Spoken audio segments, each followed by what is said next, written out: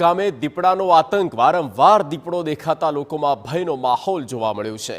પારનેરાના આજુબાજુના ગામમાં દીપડો ફરતા પંચાયત દ્વારા લોકોને સાવચેત કરવાની કામગીરી કરવામાં આવી।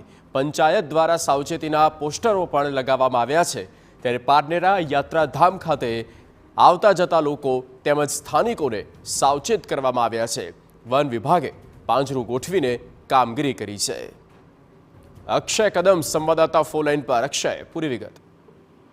जी आपने ચોક્કસથી જણાવી રહ્યો તો વલસાડના પાનેરા ગામમાં દીપડાનો આતંક છે।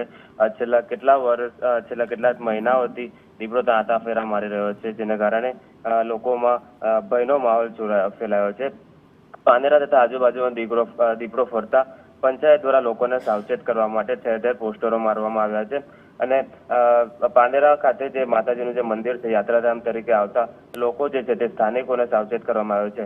હાલ તો વન વિભાગ દ્વારા પાંજરું ગોઠવીને દીપડાને પકડવાની કામગીરી હાથ ધરવામાં આવી છે, પરંતુ ક્યાંક ને ક્યાંક એ પણ સામે આવી રહ્યું છે કે છેલ્લા 4 મહિનાથી દીપડો ત્યાં આંટાફેરા કરી રહ્યો છે। તો વન વિભાગ દ્વારા અત્યાર સુધી કેમ કામગીરી નહીં કરવામાં આવી, જેના કારણે લોકોમાં રોષની લાગણી ફેલાઈ છે। ઓકે અક્ષય, આભાર તમામ માહિતી આપવા બદલ।